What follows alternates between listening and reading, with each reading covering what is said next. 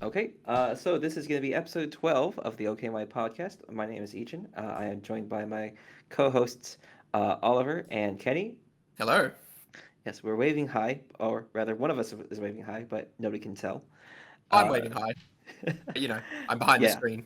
I am not waving hi, so I just assumed that you were. Alrighty, today we're going to be talking about Uprising. For the most part, I feel like most other channels will cover how playability and all that. I think we're going to talk about more about the design of Uprising. I think that's kind of interesting, and um, I feel like a lot of people are hyped about the set. I haven't seen as much negativity in small pockets as I have with Monarch and or Tails, and I chalk that up to the lack of Runeblade, mostly because a lot of my interface with the set comes from Oliver. So, uh, yeah, let's go ahead and get started. Oh, Let's talk yeah, about I'm in. Uprising. I'm in my armchair. I'm ready to give some hot takes on the design. Let's do this. Yes. So I guess we'll start off with what do you guys think about the set overall? How do you guys feel after spoilers have happened? I'll go first. So Oliver and I have played a couple of games, um, Mhm. and I will say that I think that so far, when I've been playing Fi and Oliver played Dromai, and they're fun. Kind of in a vacuum, when they're just by themselves, they are entertaining to play. They do cool things. The matchup is fun, and yeah, there's a lot of satisfying things going on. So that I quite enjoy. However, that being said, you said there hasn't been too much negativity. Well, don't worry. Ever. Yep. Yep, trust me to always bring it. Um, there's a lot of things in this set that I really dislike the design of. Hmm. Um, I kind of hinted at it when we had our article come up. Well, not our article, but we were part of an article for the Dromai spoiler. But I feel like Dromai is just a hero that can't really use many of the illusionist, like the base illusionist cards. So yeah, she's Hmm. an illusionist, and the flavor of that is very apparent. She does come across in a similar sense to Prism, um, albeit a little bit less oppressive. But even within that, I just dislike that she's basically almost limited to just the Draconic illusionist pool, basically. So it's almost the Yeah. reverse of the problem I usually have, right? Which is that I don't like that talents give you access to more cards. But Hmm. Dromai is weird in that she basically just has access to a talent pool, and that's pretty much it for the Yeah. most part. Yeah. Actually, we can just talk about Dromai as a whole. I like the flavor of her design, but Oh, it definitely beautiful. feels like there are a number of weirder parts of the design that I am curious to see what the reasoning behind was. Um, you did mention that, yes, it is weird that the dragons are not auras and have no aura synergy. I feel like, I'm not sure if they tested this in testing or anything, but I feel like it'd be very easy to just say, like, oh, Ash also makes your dragons auras, so now you can use them with Iris, and now you can use them with Iris of Reality.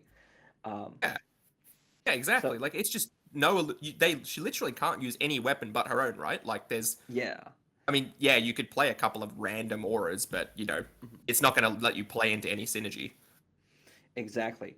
And I think that's one of the biggest misses with her design. I like the idea of like Ash generation and creating Ash and the whole like flavor of that. But if there's no mechanical link to previous illusionist designs, then it feels less like an illusionist and more like a summoner rather. Yeah, I 100% agree. So that's very much my problem. Is as I said, in a vacuum, right? She's quite fun. I think that Mhm. summoning dragons is pretty cool. I think that mechanically speaking, she works and Ash works and so on and so forth. But yeah, it's just really missing that tie back to the illusionist class apart from the flavor.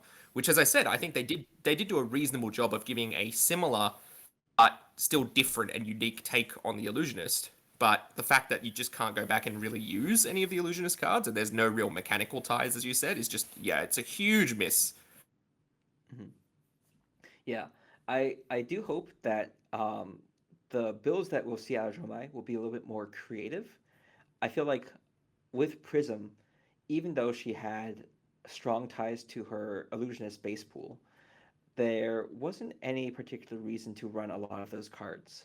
I know Oliver can probably attest to that. Like, you have to have a really good reason to run Phantasmaclasm in Prism, and Phantasmaclasm is like a pretty good card, right? Mm, So, well, I mean, I guess it screws you over a lot, but sure. in a vacuum, it reads like a really good card. It reads like you should play it. Um, but yeah, it's something that I'm a little worried about for future Illusions design, where you have to have cards that are designed for both Dromai and Prism to reasonably like think about running in supplemental sets. And I struggle to think of too many options for those other than um, the one mechanical link that Dromai has, which is Phantasm attacks, and that's just a downside, right? So Yeah, yeah. There's literally no upside at all whatsoever for the fact that her attacks have phantasm, right? mhm. Like, I mean, I guess you could argue that yeah, they're on permanent dragons and such, but it's not. It's there's no other interaction apart from, as you said, it being a downside. Yeah, and the other thing is that like a lot of the attacks that boost Phantasm attacks, like Pierce Reality and Phantasmal Footsteps, they don't work with the dragons because they specify cards, right? Not attacks. Yeah, So and it's that's even yeah. yeah. You go.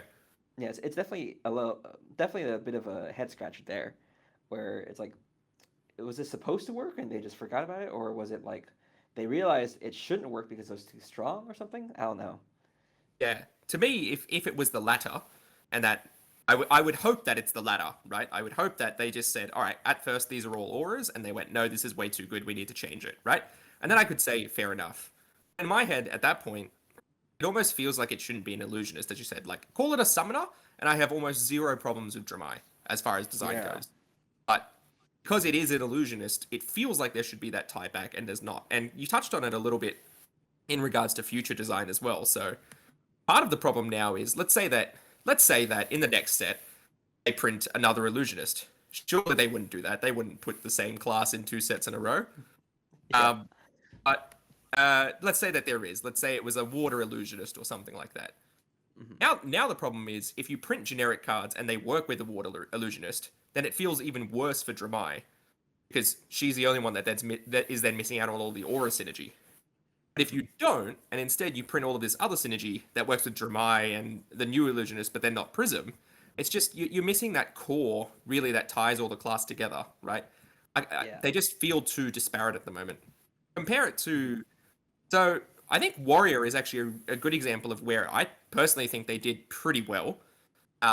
Light warrior stuff aside, light warrior is a different beast, but Hmm. even just bringing different weapons and then giving them different power ups and such, all the heroes can still use axes or swords or whatever, right?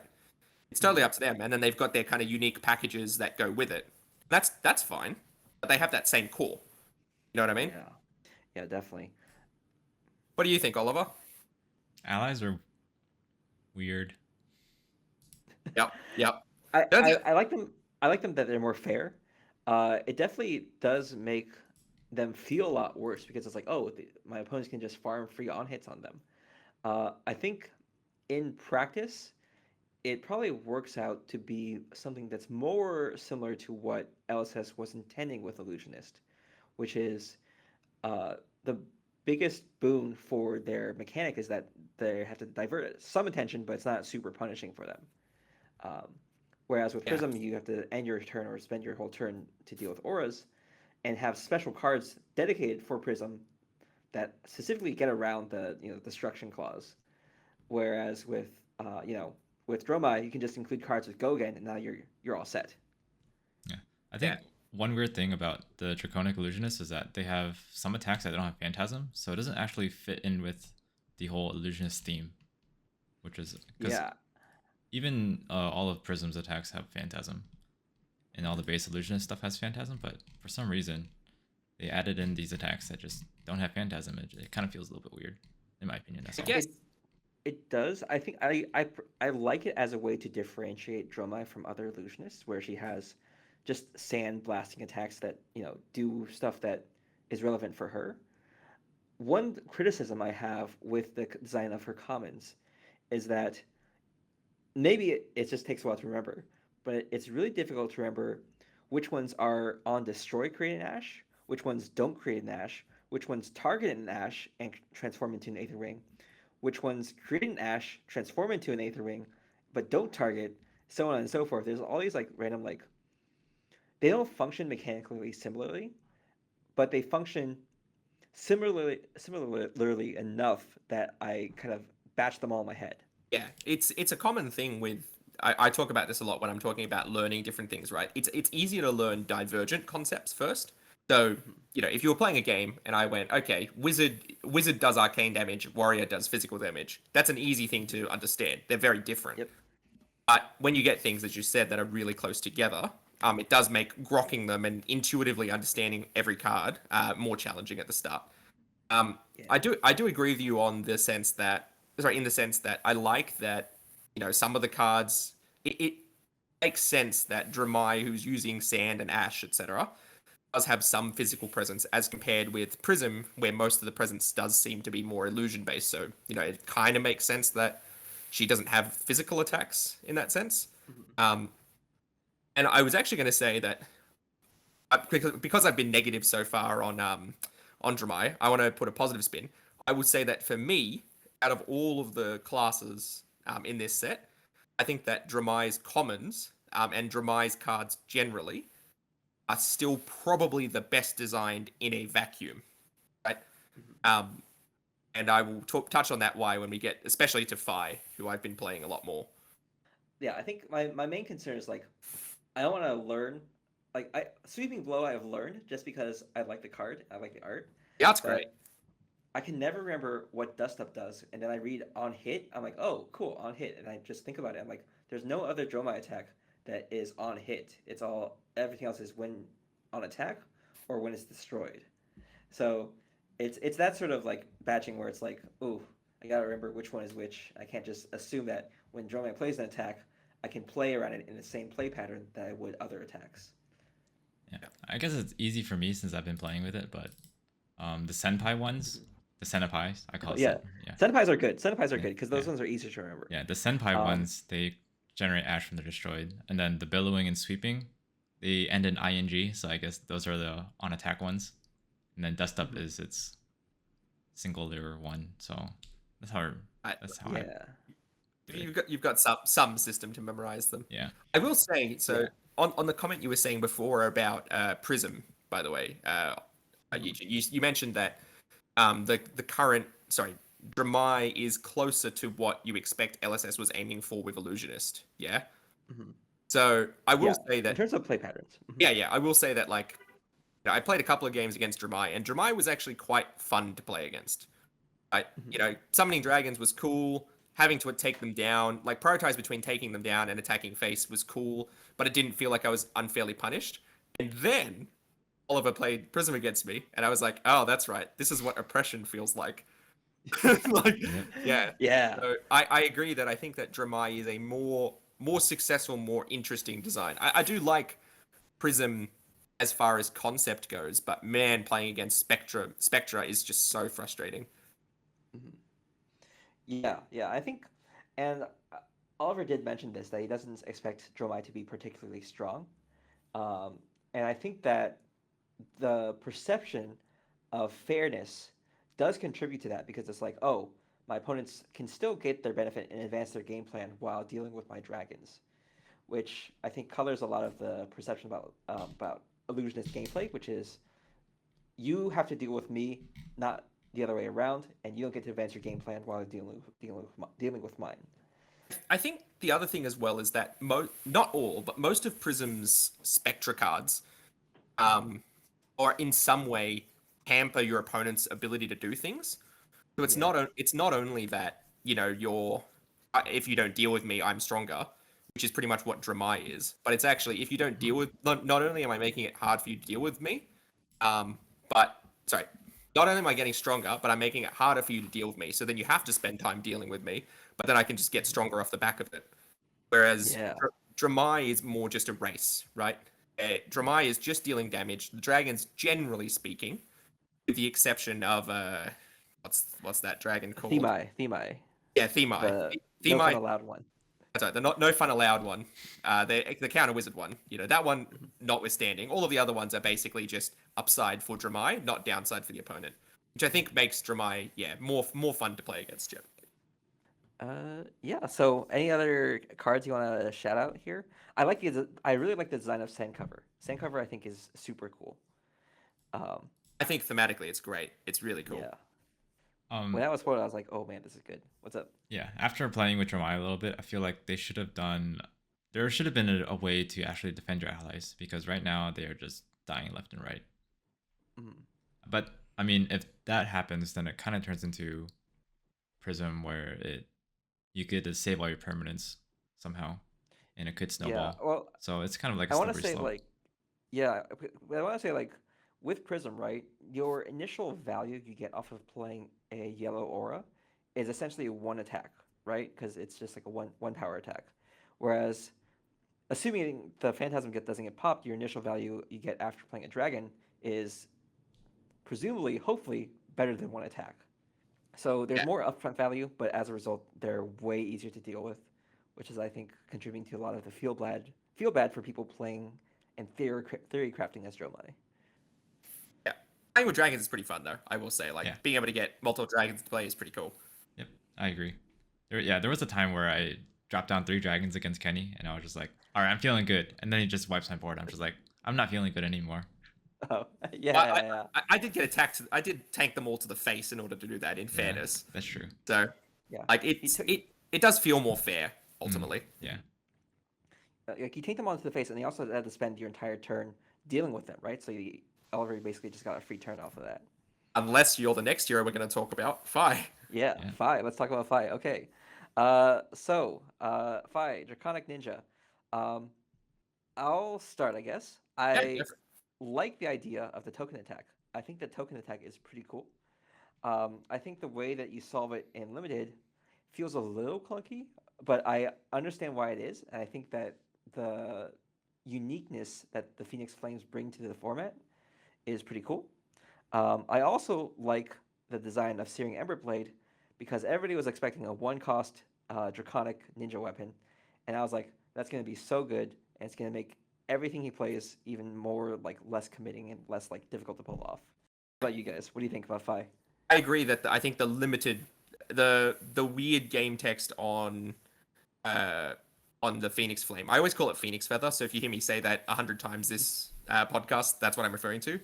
Yeah, it feels pretty clunky. I dislike it when the game text includes something that's kind of meta in a Yeah, sense, where it's it talking does. about a format. So it just feels a bit unclean. Like it's fine, but you know, it almost feels like I don't know. They should have gone for something different. Something like, if I had something like at the start of the game, you may place a Phoenix Flame from your collection into your discard pile. It'd be interesting because obviously you could play 4 theoretically, Yeah, because you could play 3 main deck and then have one in your starting discard pile. But it might, I don't know, fix that. It would make it feel less clunky. Because at the moment, what's the point of picking Phoenix Flame um, in limited? Can you play 3 plus? However many you Oh, draft? so they're tokens actually. So you don't Oh, it's actually a draft them. token. Oh, okay. Sorry. My Yeah. apologies. Right. Okay. Yeah, interesting. I Yeah. don't know. So actually, when you mentioned that the meta text, I want to say it's like you're sitting down at a nice restaurant, and then they hand you a glass of water, and that glass of water still has like, or so they hand you a bottle of water, and that bottle of water still has an arrowhead like label on it or something, and where it's just like, oh, this is just taking me out of the nice environment of this nice restaurant to Yeah, to yeah, that you reminded me you bought this cheap water bottle somewhere else. yeah. It's breaking the magic circle. I've talked about it in my design stuff with Oliver, where sometimes I have things like, at the start of the next turn, at the start of the next phase, etc., which is very gamey terminology and kind of takes you away from the theme, right? Like I want to be a flaming ninja versus a fighting against someone like a flaming summoner, and I don't want to be reminded like I'm playing a card game necessarily. Yeah. Yep. I agree with you on the design of Searing Everblade. Having played it, originally I was playing Kadachi's, and I still think Kadachi's are pretty viable, especially with Yeah. the what's it called, the branding card, the one that Brand, makes the next thing. Brand with Cinderclaw. Brand with Sinner thing. Yeah, Yeah, that's the Sinner one. Claw. That's the one, which is surprisingly an all-star. It's really good. But Searing Everblade is just hard enough to trigger that it's sometimes frustrating, but really rewarding when you do use it. So I think it's a really well-designed weapon. Yeah, and being a viable alternative to harmonized Kadachi instead of being strictly better is always a good thing in my book. Oh yeah, wait until we get to the rest of his cards, and we'll talk about strictly better. Yeah, let's talk about that. Oh boy. So, I've played Fire a fair bit now, and you'll actually see if you watch one of the first videos. Did we already post up that first video? Yeah, Yep. or something. Yeah. Okay. I was playing Dusk Runner Outlaw or something Oh, like that. that one's not up yet. Right? Mhm. Oh, okay. It Well, will be anyway, up later. spoiler alert, I was playing Dusk Runner Outlaw in the first game, right? Because I looked at it and I was like, oh, it's 4 go again. It's basically leg tap, but Draconic ninja action, right? Mhm. Which, in a lot of circumstances for Fi, it's pretty much strictly better because I don't imagine you're going to be playing combos in Fi. It's just not consistent enough Yeah. because you don't have the tutor. But you color me very surprised when I went and looked and I saw Mounting Anger. Mounting Anger, for reference, is exactly the same as Dust Runner Outlaw. It has the same keywords. It's a Draconic Ninja attack action. Got 2 defense, got 4 attack. It's got the same cost, same pitch, but it's got a bonus effect. Yep. So it's just strictly better. And then, not only did I notice that, but there are multiple examples of it just in this set. So Rising Resentment versus Ronin Renegade, for example. Soaring Strike versus Dusk Runner Outlaw. And then Rebellious Rush and Engulfing Flamewave. Like, there's so many cards just in Fi's pool where there is just a generic version that has no effect apart from Go Again. And then there is a non-generic version, which is not even all the time. It's not even always at a higher rarity, right? Like, and rarity is not an excuse for it, by the way. But Rising Resentment and Ronin Renegade are both common. And Rising Resentment is a strict improvement over Ronin Renegade. Now, I could understand, and this comes up in Wizard later on, I could understand that if a previous card was really underpowered and they printed kind of a fixed version of it, and I can understand that to an extent, right? Mhm. But what I've really appreciated so far in Fab's design is that there are a lot of cards which are conditionally better than other cards. Like, very, very conditionally. Like, there's something about the card that makes it better. There was only one example I could think of, which was I don't remember what it's called actually. It's some card where it's like if you I actually can't remember too much about it, but basically it's like Wounding Blow. Yinti Yanti. Yeah, Yeah, that's Yinti the Yanti one. versus Winning Blow. Yeah, exactly. Yinti Yanti is just a strictly worse Wounding Blow. Mhm. Right, and I think that was bad design for that reason. But generally, Fab has managed to avoid it. But this set, yeah, is just chock full of it, and I find that quite frustrating. Yeah. Actually, Yinti Yanti, if you have stubby hammers, is not strictly worse. But yeah, I know what you mean. Basically, Oh, 99% of the time. Yeah, there you go. So there at least there is a slight circumstance, right? Because it is, base 2 or less or whatever. But yeah, in this set, Mounting Anger versus Dusk Runner Outlaw, that's an example of strictly better. And in the same set. Yeah, it's something that also kind of irks me a bit. I wonder if there were some changes made to it late in the draft because they decided that Pi was too oppressive, and they needed to tone him down because Briar was being too oppressive. I I can see, for example, Dust Runner Outlaw having 3 block, or Mounting Anger having a condition on its Gogan that was either removed or improved later on in the draft as they're Mhm. developing it, and that they're like, oh wait, this is strictly better, and they're like, oh wait, that's fine, ship it. Yeah. um, Yeah, and that, so I wonder if that happened, but yeah. yeah, it definitely is a little bit of a design bummer. Yeah, it's just there should be something, anything that's different. It could even be, Mounting Anger. I mean, it'd be a lot worse. But what if the Go Again was on hit as well? Just Mhm. just something to make it slightly different. Just so you don't It have. doesn't have to be on hit. It has to be. It can even be the under Sinner's Skin Devotion. It could just be that text Mhm. where it's mostly. Yeah, It's yeah. almost always gonna have go again, but like you can't start your combo off. Yeah. That's a good example, right? Because Cinderskin's Devotion is a perfect example of almost being strictly better than Duskrunner Outlaw, but then having that condition. So it's not strictly better. If you want to open with it, you can't. So that's a good contrast, right? Cinderskin Devotion is slightly harder to get go again, but it has one more block.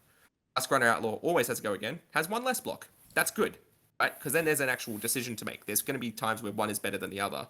But yeah, I will never want Duskrunner Outlaw in my deck while I have Mounting Anger. Yeah, unless you really, really need another 1 for 4, right? Yeah, exactly. I did make the joke with Oliver, by the way, that a lot of the cards in Fi really described my my opinions as I got to know Fi more, such as Mounting Anger and Rising Resentment.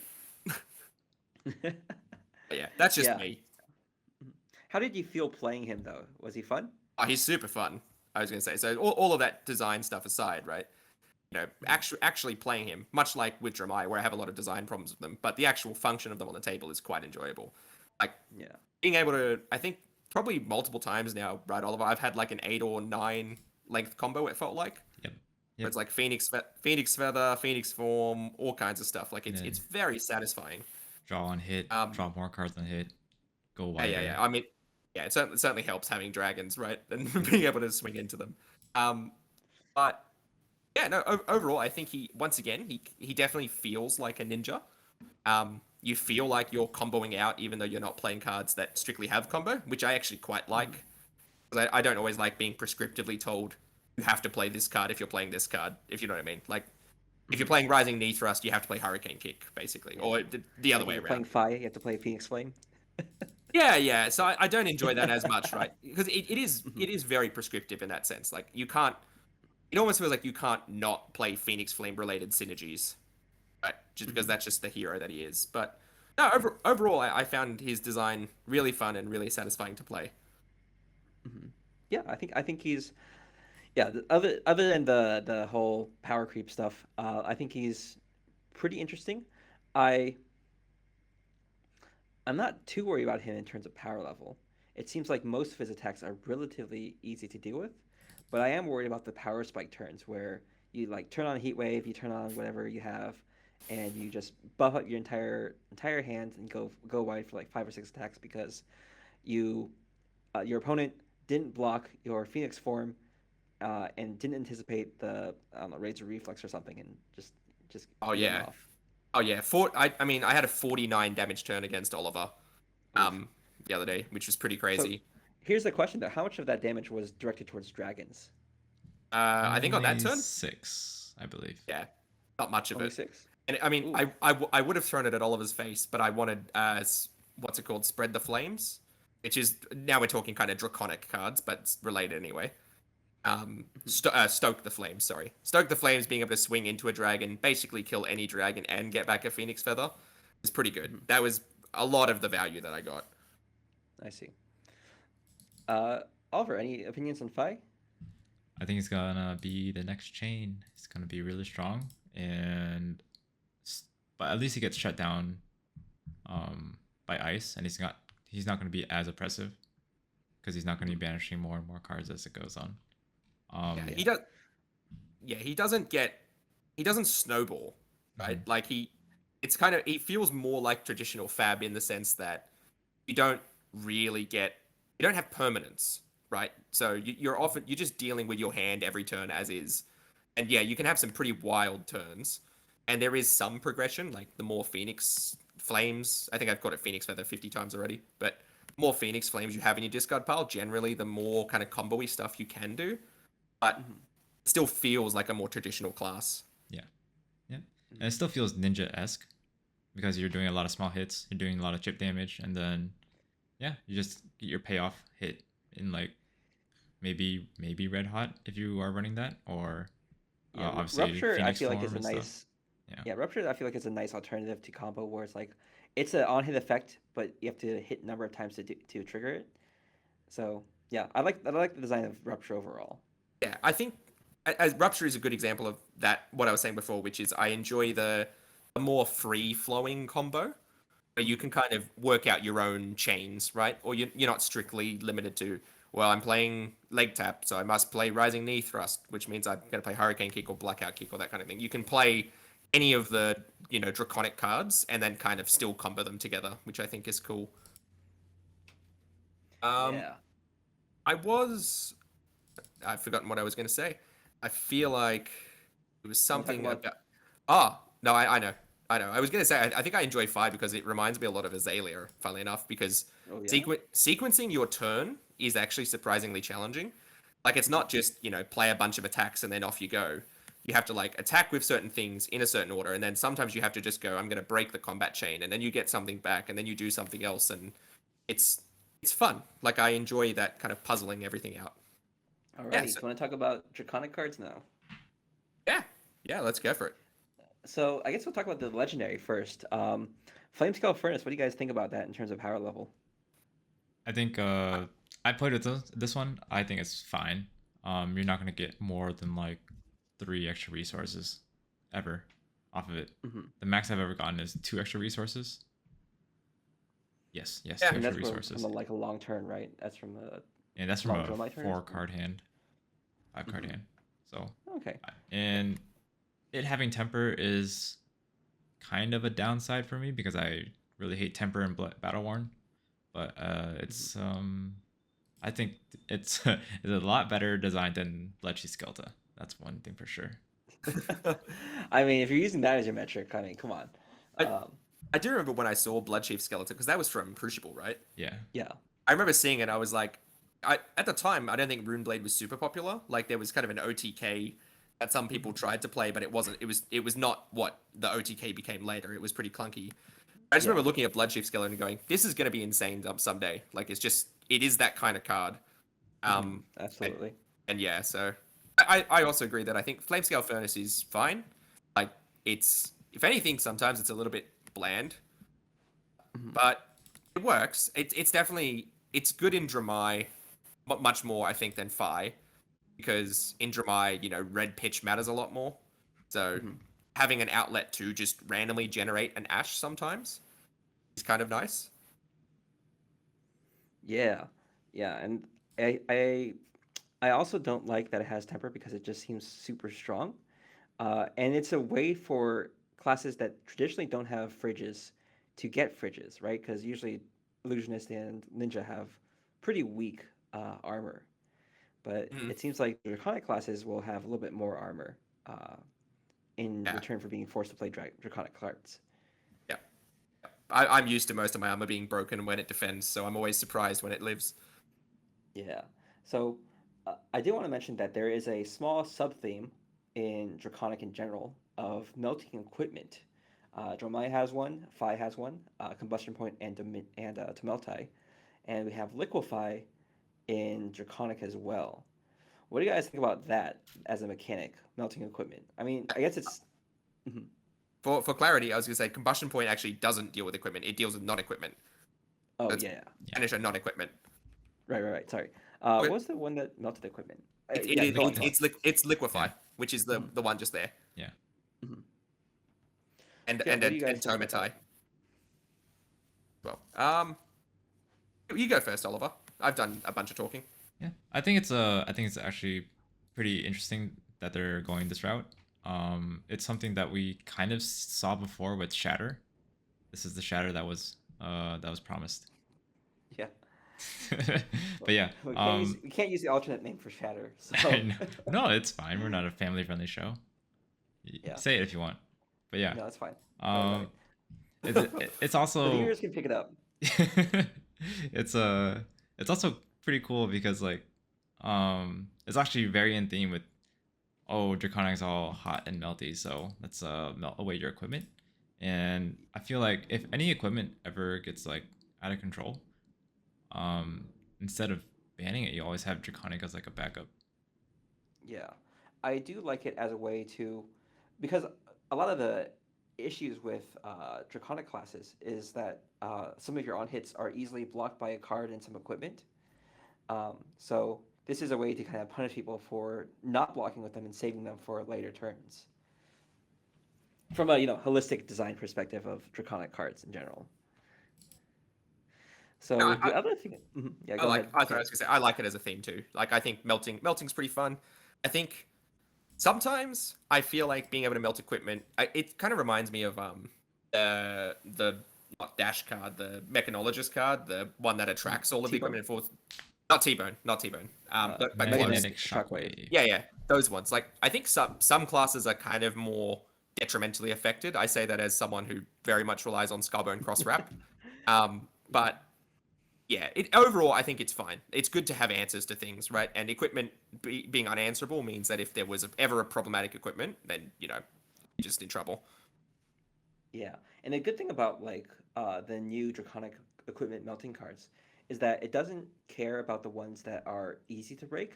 Or it doesn't care as much as about the ones that are easy to break. It affects all of them pretty much equally.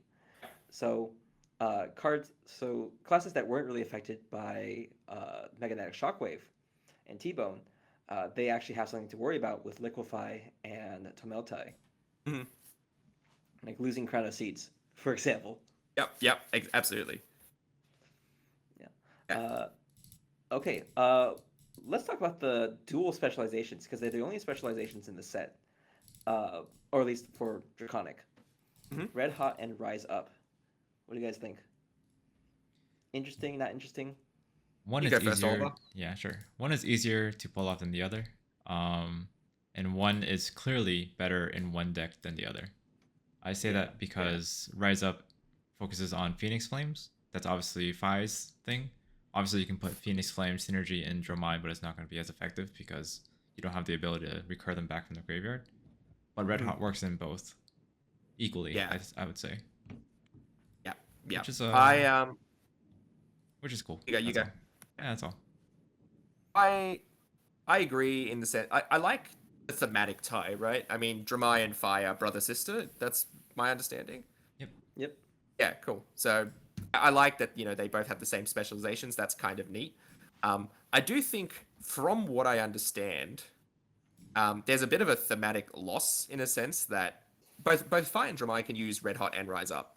But I was saying it's a little bit weird that Dromai can use Rise Up because I was going to say thematically, Rise Up clearly is supposed to be the start of sparking the rebellion, which clearly is Fire's thing. Mhm.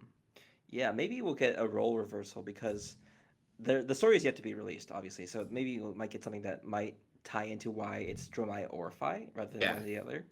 yeah, absolutely. I think that as Oliver alluded to, Rise Up is very much a Fi card as well, whereas Red Hot is for both of them. Mhm. Um, Yeah, I think the intention is that Red Hot is better in Dromai because you can get to a higher chain link, theoretically theoretically, easier on less cards, but obviously Phi's chain link combos are pretty strong. So who knows how that actually works out. And then the other design quirk about Draconic cards that I want to mention is that all of the commons are red cards that have only one version of them, so they're not cycles. Um, so, and most of them actually combo off of Phoenix Flame or have Rupture. So it's kind of interesting to think about that. Like you have, was it 5 cards dedicated to Phoenix Flames, and then 4 other cards at comment that have no mechanical links to any other cards, or no, they're not from the same cycle. yeah. Yeah, Uh, I think that, I mean, overall, I kind of like. Originally, I was against it, but I thought that all Draconic, like I thought that not just the Draconic cards, but the Draconic class cards as well, only came in red. Because I think at the time when they were being spoiled, they were always spoiling the red version, and all of the dragons only came in red, and then all the Draconic cards only seemed to come in red. And I'm like, well, I kind of wish there was a little bit more choice than just red everything. But mhm, as far as just the class stuff goes, I've come around. I'm okay with it. mhm. Yeah, it's a nice way to like bias players towards playing red because that was a very big issue, of course. Nobody wants red cards. No, not me. I only play reds. Maybe that's why I Yeah, lose so much. yeah, I know, right? Red cards so bad. Just play yellow cards like Prism. Yep. Yep. Okay, so let's talk about the other 40% of the set, which is Iyslander. Um, what do you guys think? So Iyslander is actually interesting because they released a different looking version of Iyslander in Everfest, and then they released Iyslander Stormbind here with her actual cards. I'm not sure why exactly they did that, but I'm interested to see what you guys' opinions are of her and of the class in general. Didn't even occur to me. So I mean, I'd seen Iyslander Stormbind, and I knew the other Iyslander that was released was it was a young version, right? The first Yeah, one. young version. Yeah. So it's is that the one? Is she blonde? Yep. Yeah, she's blonde in that, and I think she has Yeah. paler skin. I don't want to say pale Yeah. Yep. skin. Yeah. She's very much more like classic blonde. Like I was gonna say, almost like classic Aryan looking. I don't mean to use that Yeah, term, but that's kind of what I imagine. yeah, Whereas, she's frozen and not Katara from Avatar, right? yeah. Yeah, very much like Elsa, right? Hmm. But when I look at Iyslander now, which I will say, Iyslander, absolutely terrible name. But Hmm. Hey. the the young version looks nothing like the other young version. So yeah, interesting. I think it was an excuse to get Steve Argyle art. True, but I mean, you could ask him to illustrate any other hero, right? Maybe. But the weird part is that Icelander's signature weapon is Kraken's Ether Vein, not Waning Moon. Mhm. So what is Yeah, going on there? I don't know. She's not even I mean, I wielding think. Kraken's Aether Vein in the art that she's in, so I have Mhm. no idea. What is she wielding? She's not wielding Winning Moon either, so it's something. Yeah, it's something. So, what do you guys think about her play patterns? I haven't seen them much too yet. So we've seen her in Blitz already, based on with the very little support that she had before Uprising, and I think this is more a more tame version of Wizard, where you're just chipping down arcane damage, and I actually really like this playstyle because it focuses more on blues. I like resources, so blues chip damage, slowly grinding them down and slowing them down as well in the process is actually pretty cool in my opinion. Also, I like instant speed stuff, so getting to play stuff from at instant speed is nice. Yeah. What do you think are her standout cards right now? I Freezing Point for me was the one that makes you go wow when I read it first, and then I thought about it. I was like, oh wait, this is not probably not that good. Um, Personally, I think Frost Hex is the most standout card because that's going to be her finisher. Obviously, there's ways to get rid of it with Thaw and stuff, and but um I feel like that is going to be one of the key cards that she's going to want to eventually finish off some of the slower classes because Mhm. she plays slow, but she doesn't really have a way to finish people off because she does a lot of chip damage. Yeah, Frost Hex might be the burst that she's looking for. interesting. So, Kenny, what do you think? Iyslander, yay, nay? I honestly don't know too much about her. I haven't focused on her too much. I think, I think generally I've liked the ice classes, not Mhm. Starve very much, but like Lexi I enjoyed, and I enjoy the theme of Oldhim. I like that they're slow, in a sense. Like, that seems very on point. I think Frostbites are simple with Iyslander and ice classes generally. Is I think Frostbites are quite a success because they're just annoying enough to be strong and feel positively frustrating to play against, but not oppressive enough to feel really unfun to play against. So I think Ice is captured really well in just such a simple mechanism, which I think is cool. And I like that. I like ice mages generally. I think like I like Jaina and stuff from Warcraft. So Jaina is a frost mage, right? Yeah, Warcraft friends. elemental Yeah, Yeah, yeah. or at least water she was in thing. Yeah. Warcraft 3. Yeah, okay, cool. Yeah, Yeah. the slow burn She of had Blizzard. the slow burn of ice, being able to deal damage over time with the frost hex, etc. I think that's cool. Yeah, I want to say that there's a new mechanic for Iyslander this hit, which is freeze, which is whatever you freeze can't be played or activated until your next turn. That one I'm not so keen on. It From what I've seen in limited, which is admittedly not much, the freezing doesn't matter too often because it's often freezing an arsenal card or freezing a ally card. And the one card that freezes a hero is a majestic. I'm interested to see how the freezing mechanic will play out in gameplay because there are a couple cards that care about if a card is frozen or not, and I wonder if those are just going to be French vanilla attacks for Iyslander because freezing cards is too clunky to even bother with the shattering cards. I think Okay. one issue with freezing cards is that they don't have a token to show it. Like they have Ash to put underneath the dragons, but they don't have a token to like show what is frozen, what's not. I Mhm. think that's maybe an Yeah, oversight. That's all. if they had like a little frozen token, that'd be kind of cool. Um, One card I actually want to talk about is Aether Icevane because Oliver said that his most powerful card in Tales of Aria was Frostfang, and this is an arcane version of that.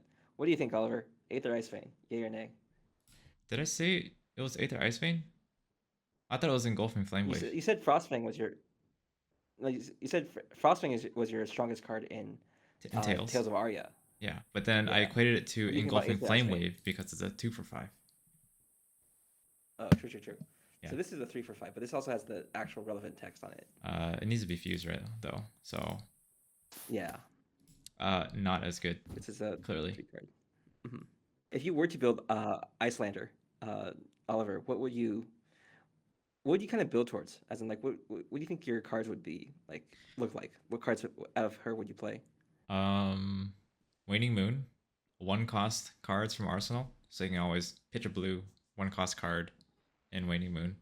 It'd be a lot of chip damage, and then your final turn will probably be like Storm Striders and of Mhm. something else. I don't really know.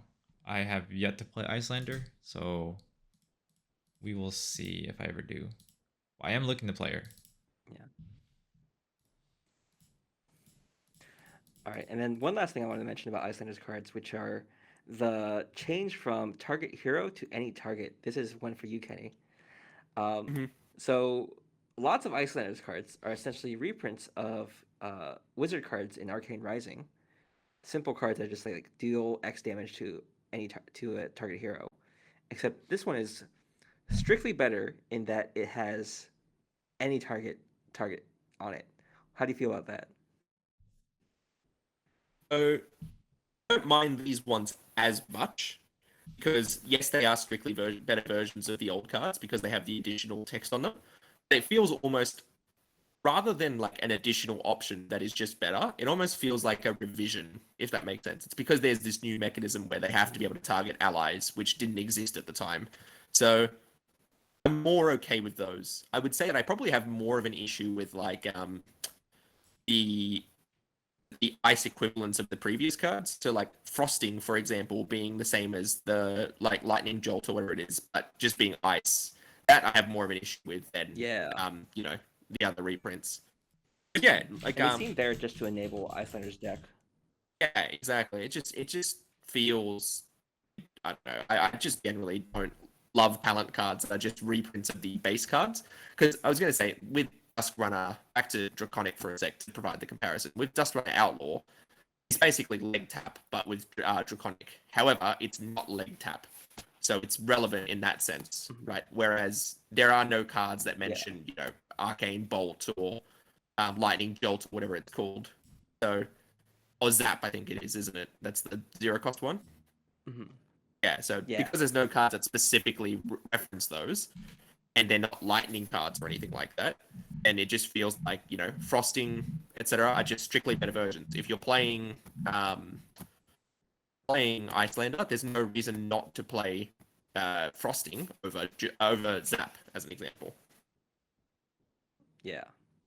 Yeah, that's definitely not something that I kind of don't enjoy too much.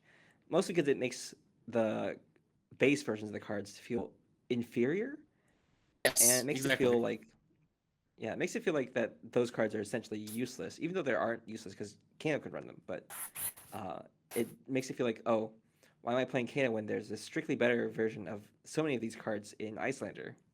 Hmm. Hmm. Yeah, I agree. Obviously, Kano's super strong, but yeah. Okay, so let's cover the legendary coordinate peak. Uh, what do you think, Oliver? Strong, weak, medium? I think it's at the right power level that I would expect it to be. It's a good way to sink resources into your channel after you played it on the opponent's turn. So Mhm. yeah, I Oh, that's a like good it. point. Yep. Yeah. So yeah, coordinate peak. Sorry, forgot to mention it. It's just 3 resources, discard a card unless they pay 1 resource, which is basically Winter's Bite Blue. Yeah, it is Winter's Bite blue. As long as you got a blue card in hand, you turn it into Winter's Bite. Um, Mhm. I think it's strong. Like I think it'll definitely see play. I like that it's just ice, and so all the ice heroes can play it. That's fun. Who would have thought that new heroes getting old heroes getting new cards is pretty exciting. So I think current epic is good. Yeah. Unfortunately for Lexi, though, she has a lot of competition in the head slot, so I don't see her playing it. That's just Ranger issues, But man. Oldhim, yeah, yeah. Okay. Uh, I guess we've already talked about some of the ice cards. Any of them stand out to you guys? I guess we have Afflictions. Frost is also one of them, which is basically just like an aura you play for your opponent. Anything out of here that you guys want to mention? So I really like hypothermia. I really like the fact that go again or can be removed. We will see it in the generic section later as well. But the fact that they're going this route to try and slow the game down a little bit is pretty interesting. Mhm. Interesting that it's Yeah, attacks you control can't gain go again. Yeah, Effects that naturally have it, so it's interesting. yeah. So it's yeah, I'm like not a big fan of the design specifically. really okay. Yeah, just because it's not super intuitive which cards it affects.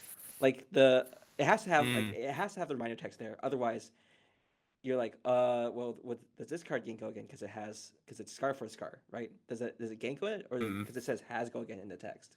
They reworded all that stuff in the comprehensive rules. Has and gains is pretty much the same thing, Yeah, and they yeah, defined it as well. So yeah, yeah. So it's something that you have to, if you have existing knowledge of the game, it's actually working to against your benefit because you're reading these other cards that are in your deck for the longest time. You're like, oh, this doesn't say gain go again. This is fine to play, and they get punished for it.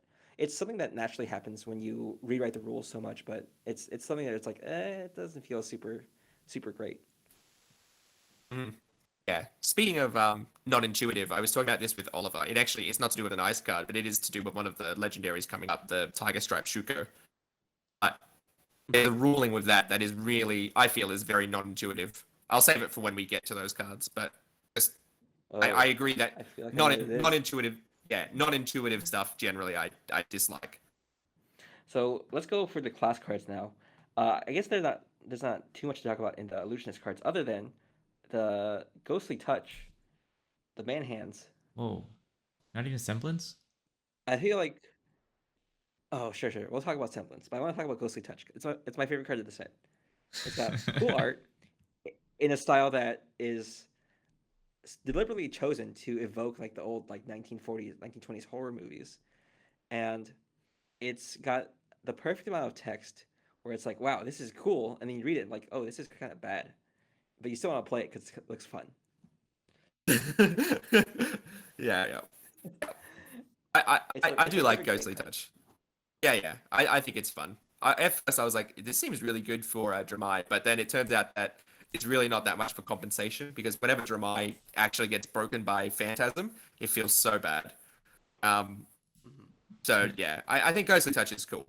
Funnily enough, I think my favorite Illusionist cards are actually the base Illusionist cards. So even in the other sets as well. Like I really like, give an attack +5, it becomes Illusionist, gains Phantasm. I think that's fun. I think Frightmare might be one of my favorite cards in the set because it's so Oh hard to yeah, that's use. true. Just looking at 13, like 13 attack. Oh man. Plus great art. Like super art. Yes. And a Okay, fun I name guess too. I have to mention that too. Yeah, I have to mention all of those cards. You're right, Oliver. There are other cards in Illusionist that are actually worth mentioning. Told you. Yeah, Frightmare is Yeah. like my first thought was this is really bad because it doesn't block. And then I thought about the Christmas land where you go transmogrify into Rouse the Ancients, reveal Frightmare, hit for 15 with Go again. And I was like, oh, that's pretty fun. I want to try this. It's going to be bad, but I'm going to try it. That does sound so fun. Oh yeah, I didn't even think about that. That's awesome with Rouse the Ancients, right? See, that's the kind of stuff Yeah. I really enjoy. Is when you actually have cards that interact with old ones in new and interesting ways. I wish there was just an illusionist, like not Prism, not thingy, just illusionist. Um, and I could play all these cool wacky combos and transform normal attacks into big scary attacks. I think that's really fun. I I remember I'm trying to think of the Magic sets that had something similar. Like I feel like correct me if I'm wrong, there were these really big attacks or that kind of thing in some other set. Oh, what were they called? They're like Phantasmal. Uh, That's right, the Phantasmal Beast, etc. Magic, right? oh, Like yes. Mhm. the moment they get targeted, they pop, Yep. something like that. Like I think that kind of stuff is just really fun. Yeah. So the theme of I feel like the theme of Illusionist, funnily enough, is actually at its strongest in just the base cards. Definitely. And I was kind of concerned about it at first because of Phantasm being like six attack power and greater, so many classes will not be able to pop them that it might just be like a beater class. But yeah, the more I think about it, having these like fun transmogrify type effects with ways to get around phantasms like semblance is a interesting way to take illusionist. And I think eventually when we have enough cards for illusionist for it to be able to build its own deck, it will feel very different from the traditional just beat face hero. Mm-hmm. Really. Anything you want to mention, Oliver? Transmogrify combos, semblance I'm being thinking about 3 some. cost. You're probably thinking about like transmogrify, rouse, factor replication, something funny like that or something. I don't know. 15 go again. Yeah, You I can't do mean, the frightmare thing because you have to get the rouse popped. But yeah, yeah, but you put it in arsenal, right? And you just scare them because you have frightmare and you reveal it to rouse, right? yeah, So now they're afraid to pop everything. that's true. Yeah, I haven't really thought about transmogrify that much, but it is a cool card. Modifying the base power is something we haven't seen before, and it's cool that we have it in illusionist. Because, Mm. yep. I was going to say that I thought about it. I think in one of the lists that I was thinking about with Dromai for when you trigger up Phoenix Feathers, you just Phoenix Feather and make it an 8. Feels kind of cool. Yeah, True. yeah. 8 power go again for 2 cards essentially, Mm. 1 resource. Yep. Okay, let's talk about Ninja Tiger Stripe Shuko. Go ahead, Kenny.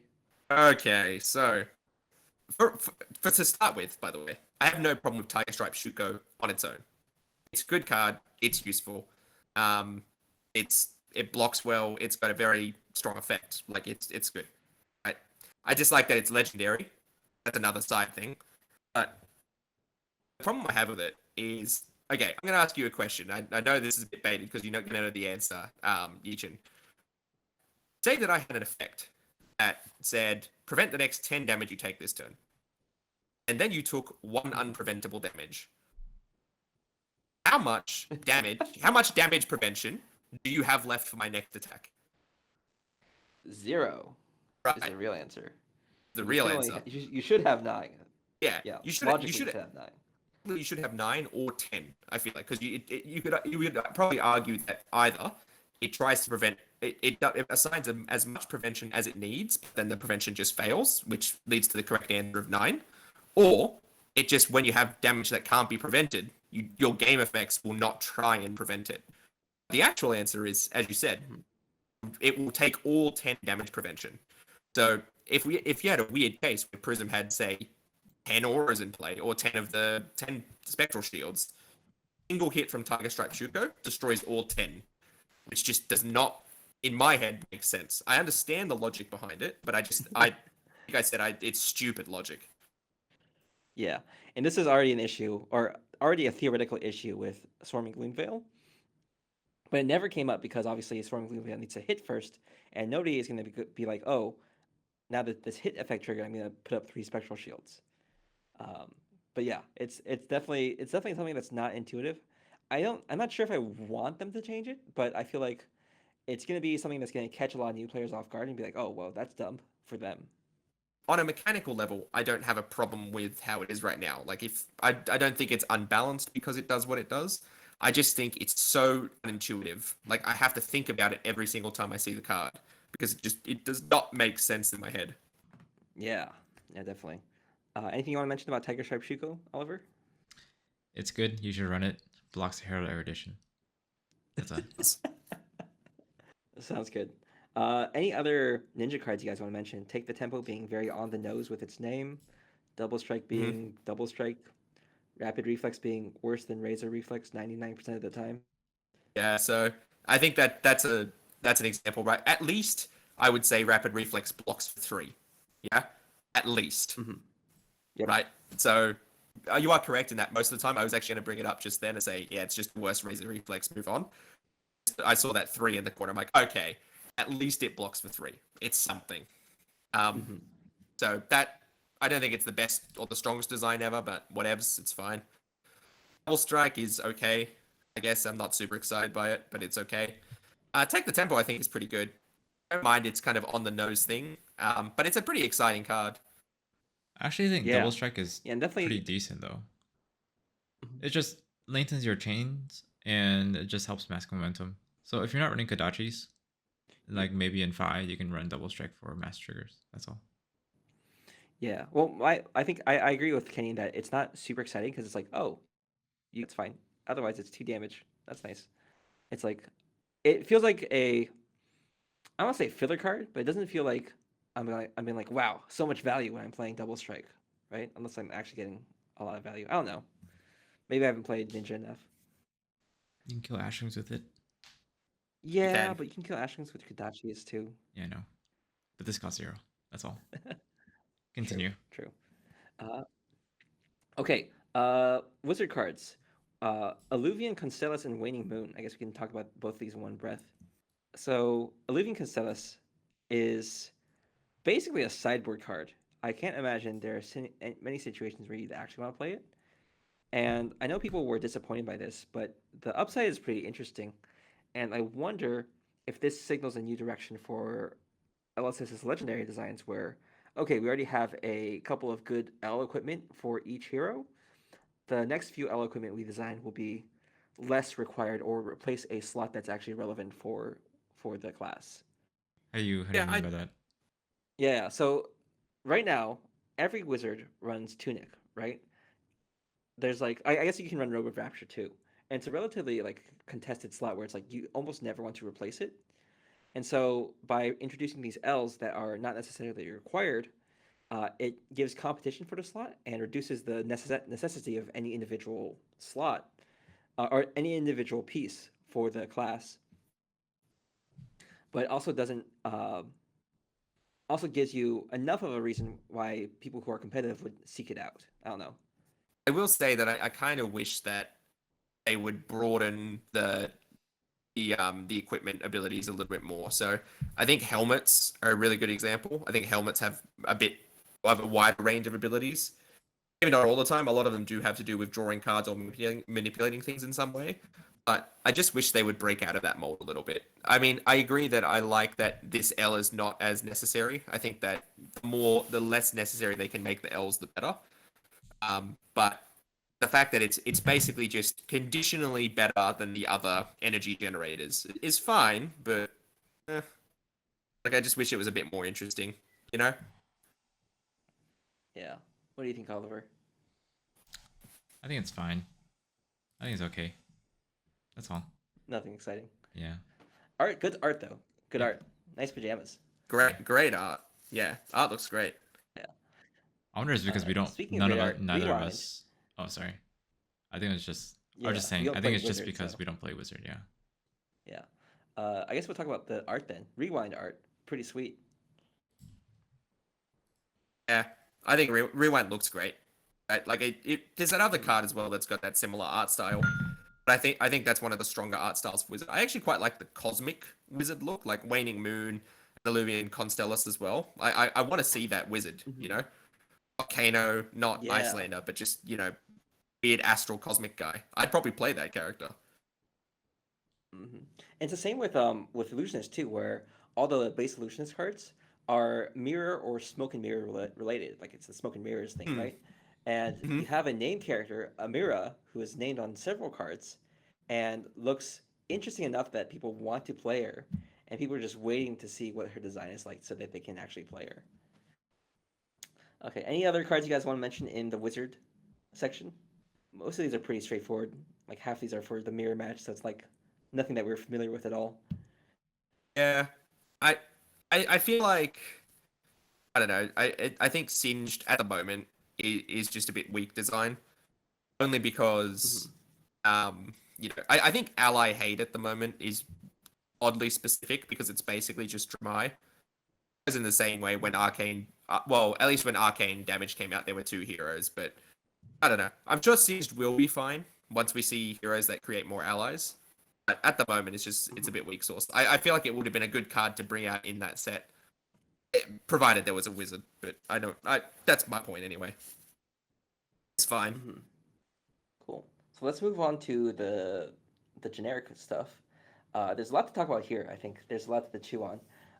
Let's talk about the generic head first. Crown of Providence. What do you guys think about that design? Too good? I think it's good. Um, I think kind of falls into that space of being a legendary that's like enough to run, like that you're gonna want it because it will be better than a lot of heads in a lot of classes. But like at the same time, also not necessarily exciting enough. So it reminds me a bit of Arcanite Skullcap in that way, right? Is it Arcanite? Yeah, Arcanite Skullcap. That's the one. Sorry, I get names of things conflated all the time. But they're not particularly exciting cards, but they're just good enough that you want to run them. That to me is a bit frustrating for an L. If that makes sense. Like it's Yeah, yeah. yeah. It's where it's like you feel bad not buying into it when you'd rather like have a more funner or cooler headpiece that suits your class more.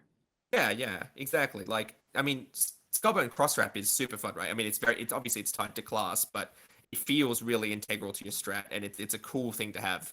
Whereas Crown of Providence is like, blocks better than Iron Rod Helmet. It blocks for 2 for better than the Iron Hide Helmet, whatever it's called. The and the level up version, Yeah. and then it's got like a Mhm. slight upside when you block with it. So yeah, you wouldn't not run it. But it's not the Exactly. most exciting card ever. It's gonna cost you $200 or something though. I don't know.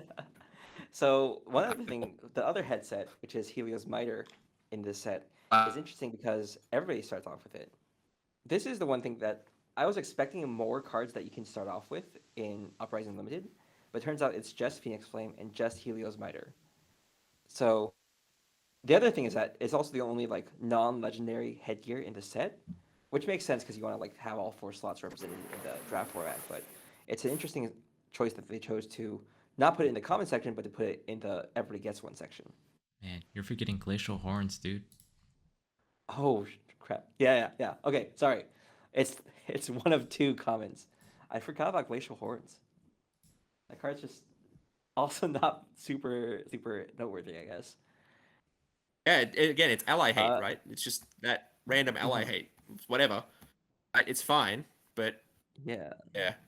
Um, I mean, is sorry, I'm probably missing something with Helios's Mitre. It seems really terrible, like really bad. It So, is. It's It is. Yeah, it is kind of terrible. It allows you to pitch with Dromai early game to generate Ash, and you can use it as a pseudo damage prevention where you can activate it multiple times per turn on the same source. So if you activate it 3 times on the same source, you prevent 3. Whereas with Quell, you can only do it once per source. Um, but mhm. yeah, it's the you tried helmet where it's like you get one no matter what. So I imagine they didn't want to make it too super strong. yeah. It's also like a fallback plan for when you don't open any arcane barrier. Yeah, Sure, yeah. I don't know. It feels like again, it doesn't feel super clean. Like I understand it might be there to allow Dromai to function in limited, but I like that they take limited into consideration from like a design standpoint. I just wish that there was cleaner ways to do it. Kind of like again thinking about my own game design stuff, right? I'd rather that there were organic ways it was encouraged. Like I talked about, I made a rules change recently in the game I'm designing, which just said on turn 1 you just cannot do this particular thing, and it feels very clunky, Mhm. right? It's not. It's a rule that works. It fulfills its purpose, but it just I wish there were more natural ways to do it. So I don't necessarily begrudge them, but it's not exciting. I don't think we need to mention the quill stuff too much. I guess they're nice alternatives. Let's talk about the more fun stuff, which is the Majestics, including Erase Face, which arrives one set too late to deal with Starvo and Chain. Mhm. It's a good card. It blocks for 6. Sorry, it's a 6 attack, which is good. It it really crushes talent classes, right? Like it's huge as far as Yeah. that goes. It's kind of like it's like Sleep Dart on fire, right? It's really good. Yep. Cool name too. Yeah. Nice art. Fun stuff. Um, and then we have That All You Got, which encourages bad play patterns, which is something I actually want to talk about. Uh, this one encourages you not, or rewards you for not getting full value out of it uh, by blocking a 2 power or less attack. I like that it exists, but it's like I don't know how much you want to encourage people to perform actions that are subpar to winning the game. Even though this is obviously like there are certain situations where you need to use it, right? But it encourages you to use it, which is like I don't know. It feels weird to me. It feels like one of those cards where, uh, if you're not a good player and not it rewards you for being not a good player. I actually disagree a little bit there. I actually really like it. I think it's good design. I agree with you in the sense that it's not rewarding you for getting its full value, right? Where if you're if it said if you block something that's 3 or less, you get maximum value and you get the card. So I kind of like that. I enjoy that tension in a card. I think it's a useful card in some matchups, right? Where you just need to block a little bit of chip damage. Like it'll be good against Ninja, right? Where you just need to block a random one strength attack in the middle of the chain. Um, and you do, and then you still replace it. So yeah, I think it's good. I enjoy it. Yeah, it might be because I'm kind of on the Magic design brain where you don't want to encourage players to use cards suboptimally. That's one of their biggest threads in Magic design for the last few years, which is uh, every card should be played as if should encourage players to play optimally. Mm-hmm. See, I get that in a sense, right? Like I understand where that design philosophy comes from, but as I said, I enjoy that this card naturally has some tension in it. I think that's generally good design because I mean, I would argue that the probably the best use you can get out of this is blocking a 2 strength attack. I think that's actually its premium use. Yeah. Block a 2 attack, draw a Mm-hmm. card. That's good. It's kind of like Yep. there's a Draconic card in this set that does something similar, where it's 2 block, and it returns a Phoenix Feather. Phoenix Flame. Sorry, I knew I'd get it wrong. But Mm-hmm. yeah, so I don't know. I think those cards are fine. Yeah, that's totally fair. And then I want to talk about the best card in the set, or at least my favorite card in the set, which is Flex, for being not only a great name, but great mechanical tie to the name, and also a very flexible card. This is a great card. I want to run this card in every deck, even though it is probably bad. And yeah, that's pretty much it. It pops dragons. It's cool. It does pop dragons. You just flex your muscles and then away they go. It is interesting where like it's the kind of card where I'm sure at some point it'll be more relevant that the +2/+1 defense is there on the other versions. But at the moment, there's not many cards that care about the strength of the card that you're blocking with, right? Apart from Illusionist as a class, and I think Exude Confidence. Yep. Basically, I like Flex's flavor as well. I think it's cool. I kind of wish its positive strength thing was a little bit more useful, except on the red. Obviously, on red it gets it to a Yeah. critical threshold, right? 6 to break Mhm. Phantasm. But on yellow and blue, it almost may as well not have the defend text, except against Exude Confidence. And I do find it cute that you can break Exude Confidence by flexing. That's kind of thematically funny. That's also true. I didn't think of that, but yeah, that's very cool. Yeah, I almost want this to be a 1 cost 5 attack on the red, just so that the yellow one's actually relevant too. But yeah, cool card. Hmm. I'm glad it exists. Same thing with actually Findel's Fighting Spirit, and this is something that we've seen before with the Draconic cards, where you have more cards that reward you for defending. This is not necessarily rewarding you for defending, but mostly just like saying, okay, you want a 3 block, here's a 3 block. Um, Yeah, but yeah, what do you it's a guys little bit think more about? flexible than just a 3 block. Oh, sorry. Hmm. It's true. Yeah, it's definitely more flexible. Yeah. Um. Yeah, I think it's good. I mean, I was running it as a sideboard card against Illusionist. I probably will continue to do so. I mean, the fact that it's not 3 block doesn't bother me. I only play classes that play 2 block cards anyway. Um, so yeah, it's pseudo 3 block with upside, and it again 7/6. Being able to play the yellow is pretty good. I think the yellow is the best version. Hmm. Yeah. What do you think, Oliver? Would you run this over Raging Onslaught? Yes. My question is, who Oh, is Findle? Fyendal clearly has something to do with. I feel like Fyendal is like a god or something, right? Surely that's what it is. yeah, it's some sort of like harvest god, right? Yeah, but she Yeah, wears yeah, a because tunic. She wears a tunic. She reads books, and now she's got fighting spirit, it's and she true, has but a it heart. all. She wrote books. She Yeah. You go, you go, you go, you Uh, go. I'm so yeah, sorry. she wrote books. That's okay. She wrote books. She didn't necessarily read them. She just has a tome of Oh, Findle, but right? okay, Maybe that's she had true. books written about her. Yeah, yeah. But how would you fight It in a almost, tunic? yeah, it almost feels. Well, you ask most of the heroes in the game. But it almost feels like what LSS is going for, and I don't have a problem with it, right? Because it is kind of intriguing. It's almost like they're going for that magic style of like referencing characters so many times and just building up this history of this character before they actually emerge. So it's kind of like, Urza, right? Where you've got Yeah, yeah. all of these cards that mention Urza, and same with like Yorgamoth, etc. There's a constant lore behind them, but they never show up. And then obviously years later, when they do show up, it's kind of an exciting, cool thing. So someday if we do get Fyendel as a hero, I'm sure it'll be satisfying, and it'll be particularly satisfying if she works well with all of the cards that mention Fyendel. That'd be fun. Mm-hmm. All I know is that Findle likes to gain life. She does. If you have less life. That's true, but yeah, Heart Findle Okay. this one. Tome Findle gains life. Play from Arsenal, and then Tunic doesn't. also gains energy counters. Yeah. It gains life if you Okay. block with it. Any other comments you guys want to mention about the generics? I'll just go quickly through mine. Strategic planning, being able to bottom an opponent's card, pretty cool. Brothers in Arms having another on block effect, pretty cool. Scar for a Scar being a reprint with no new art, not so cool. And Oasis Respite being a much better version to prevent arcane damage than any other existing anti-arcane damage card, also very cool. What about you guys? For me, I think it's yeah. You go, Oliver. You go. Okay. You go. You go.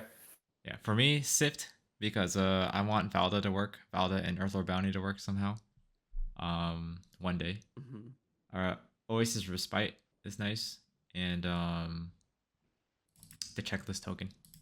I'm really disappointed it didn't come in a Marvel option, but it's here. For me, I think the generics are often what I look at in sets because I'm really craving those options for other classes, right? I'm always looking for like something where I'm like, what can I put into Ranger, or what can I put into this? So I think some of the generics in this set are pretty okay. I mentioned like That All You Got was good. I think Erased Face is good. Flex is interesting. Findel's Fighting Spirit is interesting. Sift, I think, is interesting. I don't know if it's good, but someday when there's more of a combo-ish style deck, I'm sure it'll be quite good. I agree with you on Brother in Arms, like the on-block effect. I think that's nice. Like, I think there should be more cards that have a slight on-block effect, apart from just defense reactions. As defense reactions already have the benefit of being able to be played afterwards, right? That's already an upside. So Yeah. having a slightly weaker but multi-purpose attack is kind of cool. I agree on Scar for Scar. I feel like Scar for Scar could have had really cool art with like Fi getting the scar across his face or something like that. Yes, absolutely. Missed something- opportunity. Yeah, such a cool opportunity, and instead it's just a reprint because whatevs. And yeah, Oasis Respite is good. Like, it's again a good card, but it's not exciting. It's just good. Okay. I guess that's about it. Kind of speed ran the generics, but anything you guys want to add to talk about Uprising as a whole? Overall, I would say from what I've played so far, I think the heroes are quite fun. So again, in a vacuum, even though I had a lot of criticisms about the design kind of from a principle standpoint, I think the heroes are quite enjoyable. And I look forward to trying out Fire a lot more. So yeah, I think there's reasons to be excited about the set, apart from my niggly bits. So yeah, it's a good set overall. We didn't talk about the Fabled, but we don't need to. Oh, yeah, I guess we don't need to. You already opened one. We can talk about it. What do you think? I think it's cool. That's it. I think it's It's good. It's the kind of thing where I generally dislike Fableds, right, as a concept. So the less playable they are, the better in my mind. And this one, I think, is unfortunately a little bit too close to playable for my liking. Yeah. That's how I feel about The it. downsides are the normal downsides towards running a Fabled are much less pronounced when you have the ability to spend stuff in instant speed as well. Yeah, there have been some edge cases where this thing has actually paid for my frostbites. So it is very playable, I think. Okay, well, that's good to know. Playable Fabled, sky's falling. LSS is going to be up in flames soon. That's me, Chicken Little. Alrighty. Yeah. Alrighty. Well, thanks for coming, guys. Thanks for listening. I know this is a bit of a scuffed episode because of all the disconnects, but hopefully this should be fine with Oliver's editing. Anything you guys want to add before we head off? Oh, well, good. Thanks for making it all the way through and listening to not only my hot takes from the armchair, but listening to them in 4-second delay. It'll be fine.